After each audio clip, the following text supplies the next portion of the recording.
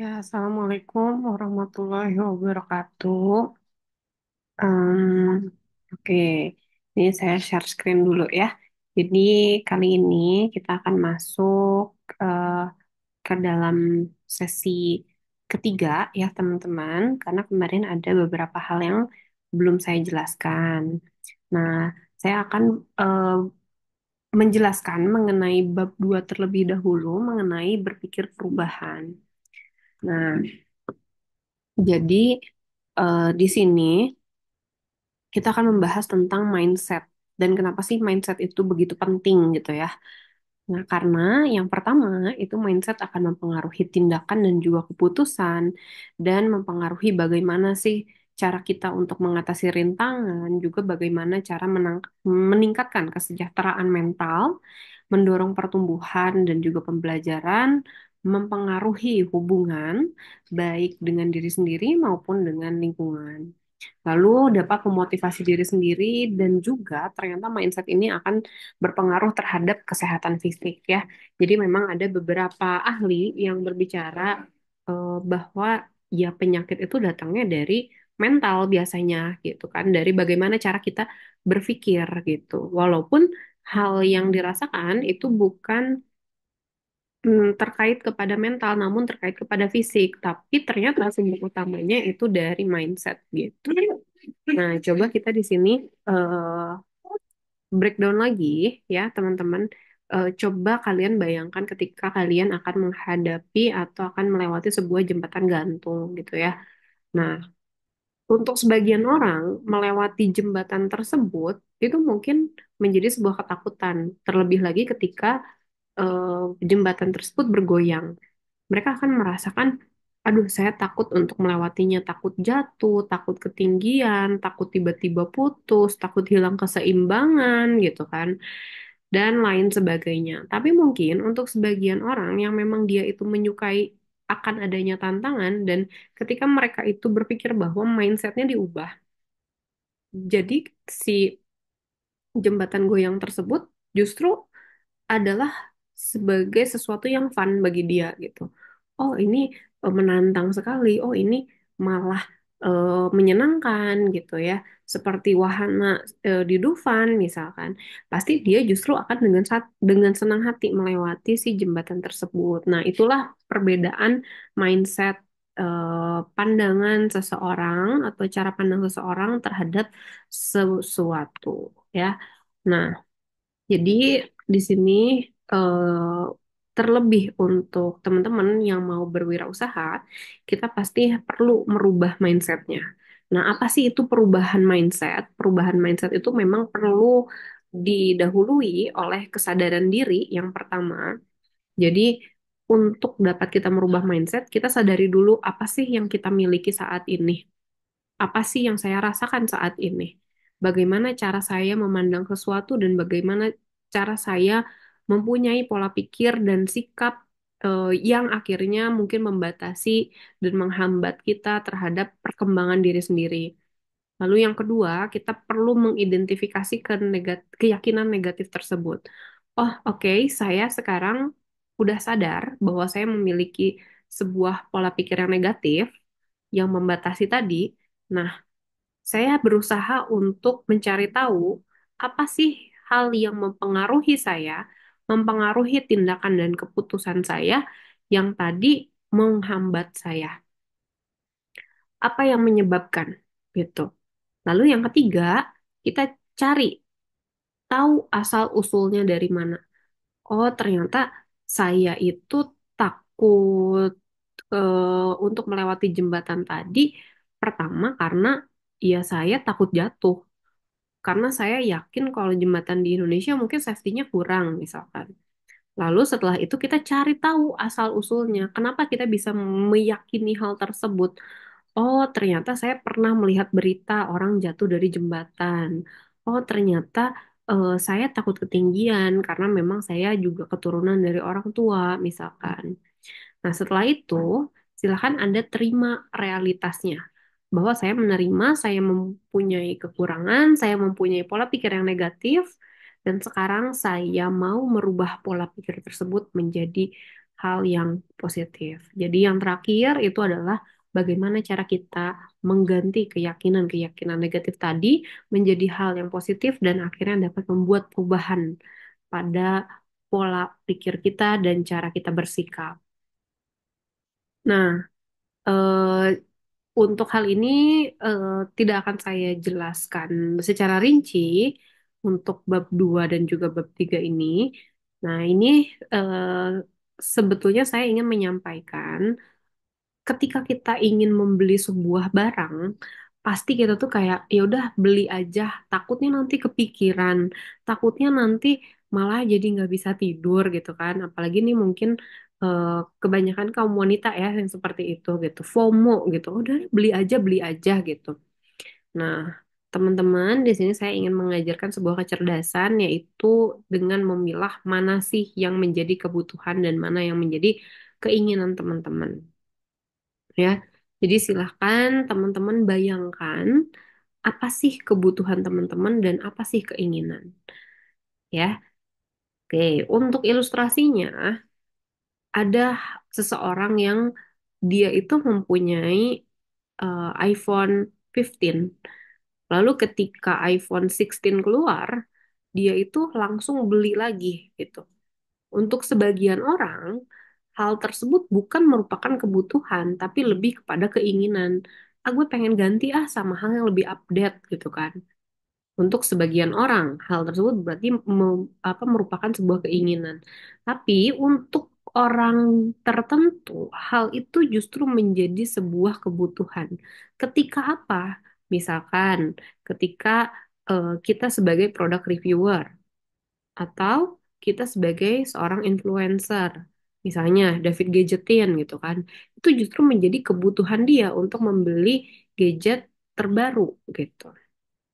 Nah, jadi di sini kita harus mempunyai kebijakan, silakan dipikirkan lagi ketika kita mau membeli sebuah barang, bener nggak sih barang ini tuh hal yang kita butuhkan? Atau jangan-jangan kita ini cuman keinginan semata untuk memiliki lapar mata lah gitu ya, untuk memiliki barang tertentu gitu. Bahkan ada yang dinamakan sebagai 7 day rules. Jadi kalau kita mau beli barang sesuatu, jangan langsung beli saat itu. Tapi kalian pulang dulu, kalian bawa tidur dulu, dan setelah 7 hari, apabila barang tersebut tetap kepikiran, dan tetap kita mempertimbangkan gitu ya bahwa hal tersebut penting bagi kita, silahkan baru barang tersebut dibeli gitu. Jadi jangan apa ya impulsif buying gitu. Jadi kita membeli pada saat itu juga tanpa adanya proses berpikir yang matang. Nah, jadi kenapa tadi saya menjelaskan teman-teman itu harus pintar untuk memilah-milih mana yang menjadi kebutuhan dan mana yang menjadi keinginan teman-teman? Karena untuk seorang entrepreneur kita harus memiliki pola pikir tertentu, yaitu berpikir untuk menjadi produktif dibandingkan dengan konsumtif. Apa perbedaannya antara produktif dan juga konsumtif? Kita pikirkan, ketika kita membeli sebuah barang, akankah barang tersebut memberikan value tambahan kepada diri kita? Apabila barang tersebut memberikan value, berarti hal tersebut menjadi hal yang produktif bagi kita. Misalkan tadi iPhone yang sudah saya sebutkan.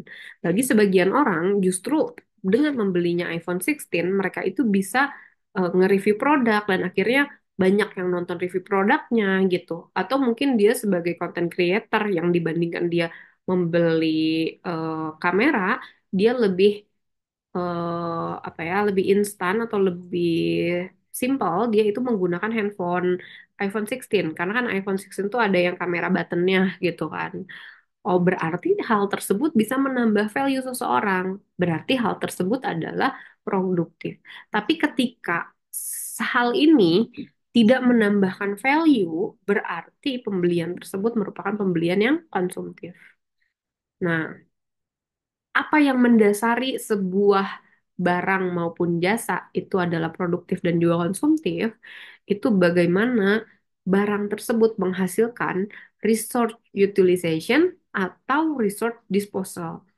Ketika kita dapat menggunakan barang ini sebagai utilisasi kita, maka hal tersebut produktif. Tapi ketika hal yang ada dalam barang tersebut tidak bisa digunakan sebagai penambah cuan gitu ya, atau kelebihan dari barang tersebut itu tidak digunakan secara 100% gitu. Nah, akhirnya hal tersebut menjadi research disposal atau sumber daya yang akhirnya kita sia-siakan gitu. Nah, biasanya untuk memulai sebuah usaha itu kebanyakan orang ya, mereka mempunyai persepsi tertentu, persepsi negatif yang menjadi sebuah hambatan. Ada orang yang merasa sudah terlalu tua atau mungkin juga merasa terlalu muda. Banyak orang yang ketika sebuah mulai sebuah sebentar.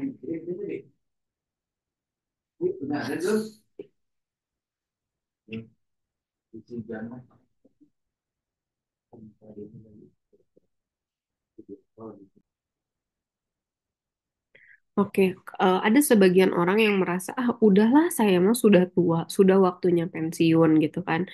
Jadi eh, akhirnya nyaman dan tidak mau mengembangkan dirinya. Padahal yang namanya berkarya itu ya memang waktunya itu seumur hidup ya. Kita diberikan usia oleh Allah gitu untuk dapat kita bermanfaat bagi orang lain kan. Salah satunya yaitu dengan memulai usaha. Karena dengan memulai usaha, niatkan untuk kita itu dapat bermanfaat bagi orang lain. Nah, bahkan fun fact-nya, kalian tahu KFC kan? KFC itu ternyata pemiliknya baru memulai usahanya ketika dia sudah berusia 70 tahun. Tapi dia tidak merasa terlalu tua dan akhirnya justru dia bisa mewariskan kekayaan ide bisnisnya tersebut kepada justru eh, ahli warisnya begitu. Dan juga ada sebagian orang yang merasa mereka itu terlalu muda untuk memulai sebuah bisnis. Karena biasanya orang yang terlalu muda dia akan merasa, aduh saya terlalu muda, saya takut salah, saya kan nggak punya bakat. Dan dari mana sih saya memulai sebuah bisnis? Modalnya dari mana? Kan susah untuk mencari sebuah modal. Padahal yang namanya modal itu dapat dipenuhi dari siapa? Dari dua hal. Yang pertama yaitu modal internal dan yang kedua adalah modal eksternal. Modal internal yaitu dari diri sendiri. Namun modal eksternal itu dibagi dua hal lagi, menjadi dari investor maupun dari pinjaman. Kalau pinjaman, baik pinjaman mungkin orang terdekat sampai kepada pinjaman bank, dan investor pun sama. Investasi dari orang terdekat terlebih dahulu sampai kepada orang yang lebih luas lagi. Nah, jadi ternyata uniknya setiap hari itu manusia itu pasti akan melakukan self talk sebanyak 55.000 sampai 60.000 kali. Pernah nggak sih teman-teman ketika akan berangkat ke kampus, akan berangkat ke kantor gitu ya, naik kendaraan, pasti kalian nggak di dalam hatinya gitu kayak, wah ini motor ngagokan gitu kan, ini motor mau kemana sih? Abis dari sini saya mau belok kiri dan lain sebagainya.